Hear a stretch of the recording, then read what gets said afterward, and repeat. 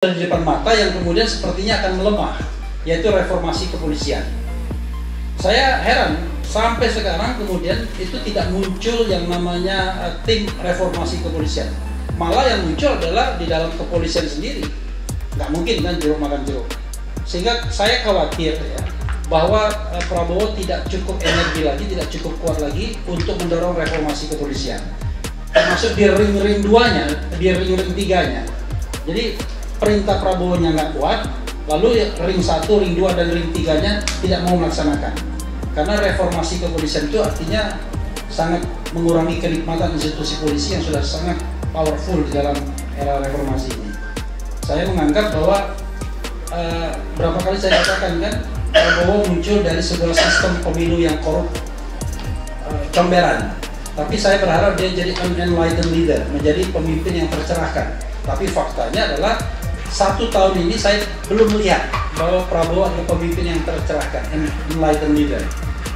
Kita masuk ke dalam kasus konkret misalnya, kasus Kang Rizal, ijazah palsu. Itu kan sudah sampai pada pintu gerbang yang kejelasan sebenarnya. Dengan dikeluarkannya salinan ijazah KPU Solo, KPU DKI, dan KPU Pusat, itu sudah mengkonfirmasi bahwa apa yang dilakukan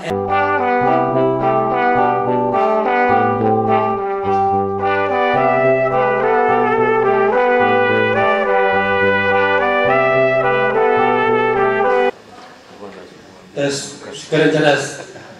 Assalamualaikum warahmatullahi wabarakatuh. Jadi kalau soal hukum ini ada 2 hal ya, two sides in one coin, law enforcement sama prevention. Tentu saya akan bicara law enforcement. Yang kedua, apa yang harus diperbaiki? Substansi, institusi, atau aktornya, atau budaya hukumnya, legal culture-nya. Jadi kalau kita lihat misalnya dari sisi penegakan hukum, percaya nggak kita bahwa pemerintahan Prabowo ini memang fully ingin melakukan law enforcement terhadap apapun, terutama hal-hal yang sifatnya memang perlu ditegakkan seperti pemberantasan korupsi. Nah itu kan harus ada ukurannya. Karena untuk menegakkan hukum yang benar, maka tidak ada cara lain. Kita harus memperbaiki institusinya, kita harus memperbaiki orangnya, substansinya bila perlu, dan lain sebagainya. Nah, kalau dari sisi substansi misalnya undang-undang perampasan aset, itu sampai sekarang kan maju mundur. Padahal kalau misalnya Prabowo punya political will, ya sudah dia perpukan saja, selesai. Kan kadang-kadang harus perlu dorongan seperti itu. Kalau dia misalnya merasa bahwa institusi kepolisian, kan ada isu begini, kepolisian masih dipegang oleh geng Solo, ya kan? Kemudian KPK masih dipegang oleh geng Solo, yang bisa dikuasai oleh Kejaksaan Agung dan BIN. Kenapa kemudian tidak dilakukan langkah-langkah yang keras untuk mengganti sosok-sosok di situ? Nah, saya pura-pura tidak tahu interrelasi politiknya, Bu Husnul ya, tapi saya bicara tentang hukumnya saja. Nah, karena itu menurut saya itu yang harus kita lihat ya. Tetapi jangan lupa perbaikan institusi yang sudah di depan mata yang kemudian sepertinya akan melemah, yaitu reformasi kepolisian. Saya heran sampai sekarang kemudian itu tidak muncul yang namanya tim reformasi kepolisian. Malah yang muncul adalah di dalam kepolisian sendiri. Nggak mungkin kan jeruk makan jeruk.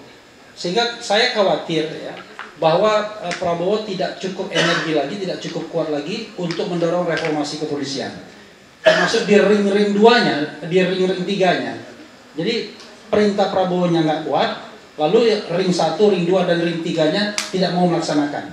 Karena reformasi kepolisian itu artinya sangat mengurangi kenikmatan institusi polisi yang sudah sangat powerful di dalam era reformasi ini. Saya menganggap bahwa berapa kali saya katakan kan, Prabowo muncul dari sebuah sistem pemilu yang korup, comberan. Tapi saya berharap dia jadi unenlightened leader, menjadi pemimpin yang tercerahkan. Tapi faktanya adalah 1 tahun ini saya belum melihat bahwa Prabowo adalah pemimpin yang tercerahkan, enlightened leader.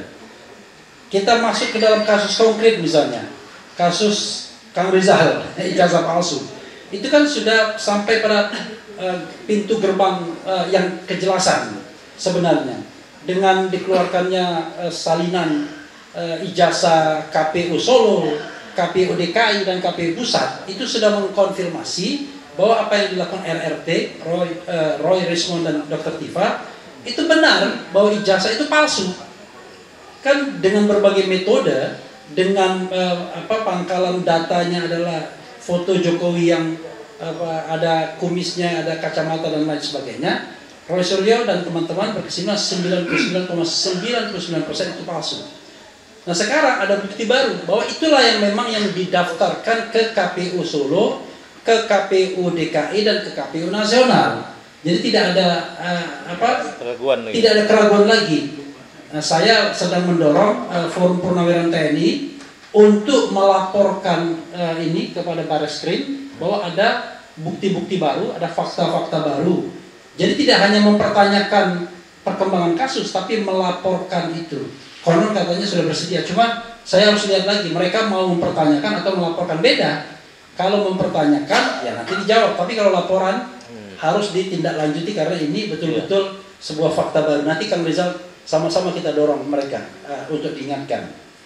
Lalu soal yang lain juga kalau kita bicara mengenai hukum yang berkenaan dengan politik, kan selalu ada isu-isu mengenai ketidakjelasan misalnya ijazah Gibran. Padahal mekanisme hukum tata negara sudah bisa disediakan.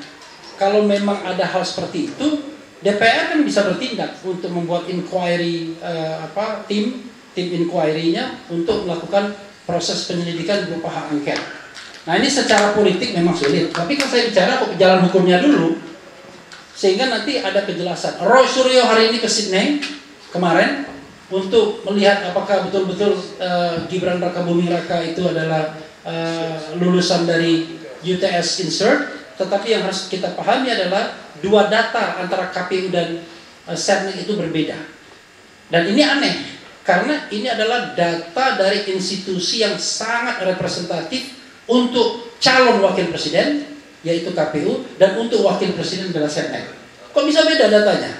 Karena di Setnek itu UTS Insert itu ditaruh di terakhir 2007-2010 seolah-olah Gibran itu pasca sarjana. Seolah-olah. Karena ditaruh setelah S1. Sementara di KPU itu disetarakan cuma SMA saja, itu pun questionable. Karena ternyata dianggap setara dengan kelas 12. Oh, kalau kelas 12 kan bukan SMA namanya. Nah, itu yang harus kita lihat ya.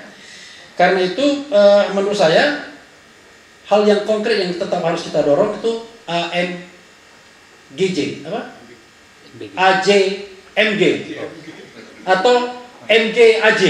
Apa itu? Maksudkan Gibran, adili Jokowi. Wassalamualaikum warahmatullahi wabarakatuh. Oke.